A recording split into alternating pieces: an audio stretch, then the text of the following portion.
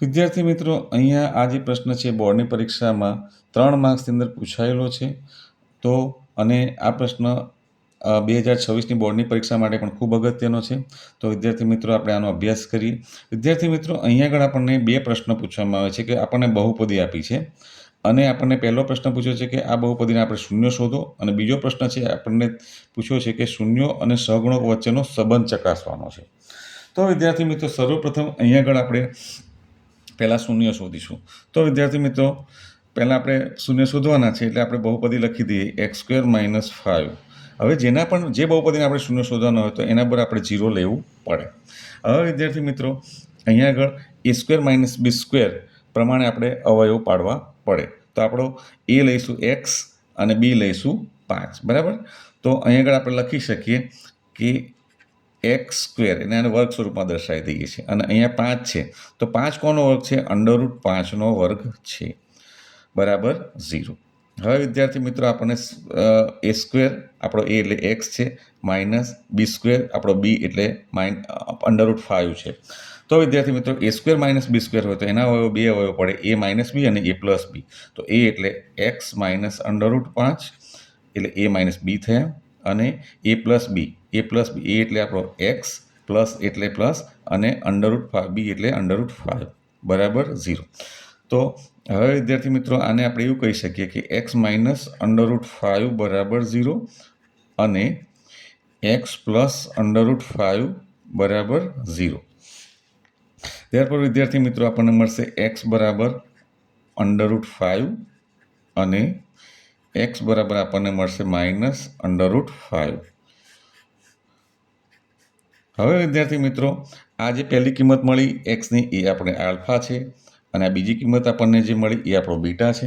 હવે વિદ્યાર્થી મિત્રો, સર્વપ્રથમ વિદ્યાર્થી મિત્રો, આ જે આપણે પહેલું સ્ટેપ ગણ્યું, જેની અંદર વિદ્યાર્થી મિત્રોને એક તો અવયવો કાચા હોય છે એટલા માટે અહીંથી અવયવો જ પાડતા આવડતા હોતા નથી, અને અવયવો પાડે તો પછી અહીંયા આગળ સાદુરૂપમાં કંઈક ને કંઈક ભૂલ કરે છે. તો વિદ્યાર્થી મિત્રોની તમારે અહીંયા આગળ ભૂલ થતી હોય છે, તો આનું ખાસ ધ્યાન રાખવું. હવે વિદ્યાર્થી મિત્રો, આપણે સેકન્ડ સ્ટેપ લખીશું. તો સેકન્ડ સ્ટેપની અંદર આપણને જે બહુપદી આપી છે એ પહેલાં લખી દઈએ x² - 5 = 0. હવે વિદ્યાર્થી મિત્રો, અહીંયા આગળ બહુપદીને આપણે યોગ્ય સ્વરૂપમાં દર્શાવીએ, કારણ કે વચ્ચે x વાળું પદ નથી, તો આપણે એને આવી રીતે દર્શાવી શકીએ. જે પદ ના હોય એને આપણે લખવાનું 0 × x, પછી -5 તો છે જ આપણી પાસે, = 0. તો હવે વિદ્યાર્થી મિત્રો, આ બહુપદીને આપણે યોગ્ય રીતે દર્શાવી દીધી. હવે આ બહુપદીને આપણે દ્વિઘાત બહુપદીના પ્રમાણિત સ્વરૂપ દ્વિઘાત બહુપદીના પ્રમાણિત સ્વરૂપ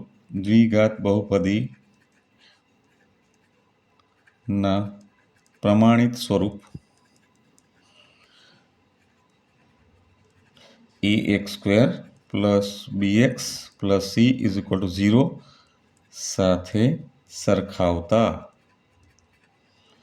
તો અહીંયા આગળ આપણે વિદ્યાર્થી મિત્રો આની સાથે સરખાવીશું તો આપણને a બરાબર શું મળે? 1 મળે, બરાબર છે.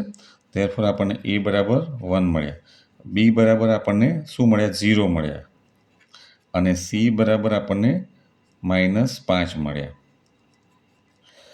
તો વિદ્યાર્થી મિત્રો, આ રીતે આપણને a, b અને c ની વેલ્યુ મળી સેકન્ડ સ્ટેપની અંદર.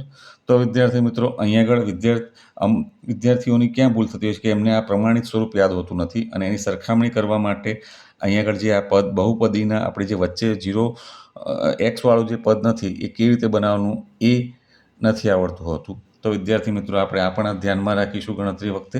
હવે વિદ્યાર્થી મિત્રો, ત્રીજું સ્ટેપ આપણે કરીએ કે હવે પહેલું સ્ટેપમાં તો આપણે શૂન્યો શોધી કાઢ્યા. હવે આપણે આજે આપણી ગણતરી ચાલે છે એ આપણી બીજા સ્ટેપ માટેની ગણતરી ચાલે છે, બીજા પ્રશ્નના જવાબ માટેની ગણતરી ચાલે છે. એટલે હવે આપણે બીજા પ્રશ્નનો જવાબનો પહેલો પોઈન્ટ તો આપણે ક્લિયર કરી દીધો છે. હવે બીજું આપણે આગળ લખીશું કે હવે શૂન્યો અને સહગુણકો વચ્ચેનો સંબંધ દર્શાવ્યો હતો.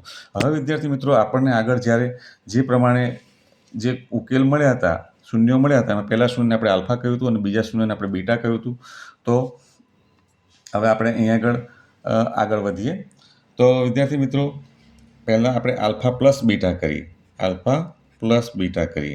તો આલ્ફા પ્લસ બીટા આલ્ફા આપણને મળ્યો છે √5, અને બીટા આપણને મળ્યો છે, અહીંયા પહેલાં પ્લસ છે એટલે પ્લસ મૂકી દઈએ, અને બીટા આપણને મળ્યો છે √5. તો આ રીતે આપણે લખી દીધું.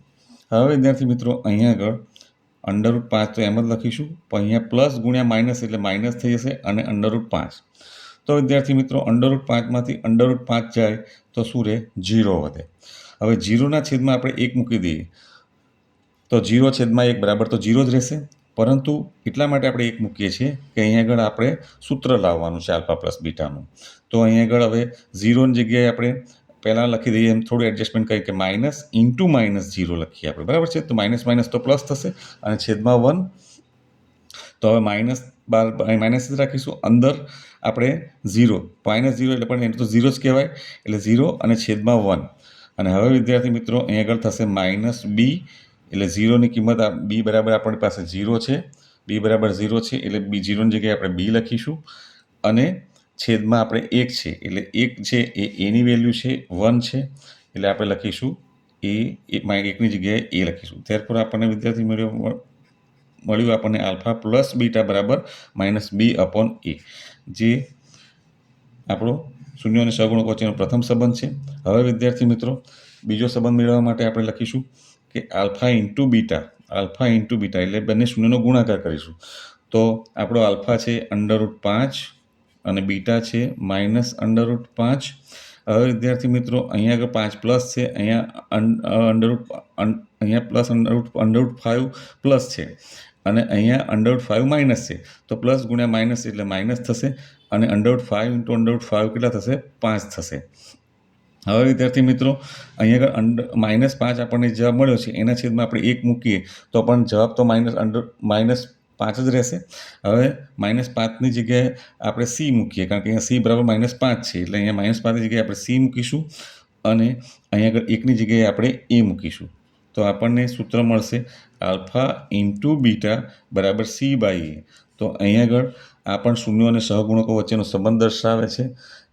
તો અહીંયા આગળ વિદ્યાર્થી મિત્રો આપણને જે પ્રશ્નની અંદર જે બે સંબંધ માંગ્યા છે શૂન્યો અને સહગુણકો વચ્ચેના, તો એ છે આ આલ્ફા પ્લસ બીટા -b/a અને આલ્ફા ઇન્ટુ બીટા બરાબર c/a આપણને મળ્યા છે. વિદ્યાર્થી મિત્રો અહીંયા આગળ જ્યારે આલ્ફા પ્લસ બીટા તમે કરો છો ત્યારે અહીંયા આગળ આ સાદુરૂપની અંદર તમારી ભૂલ થાય છે અને છેલ્લે જે એડજસ્ટમેન્ટ કરીને જે આ સૂત્ર લાવવાનું હોય છે ત્યાં આગળ ઘણા વિદ્યાર્થીઓ ભૂલ કરે છે.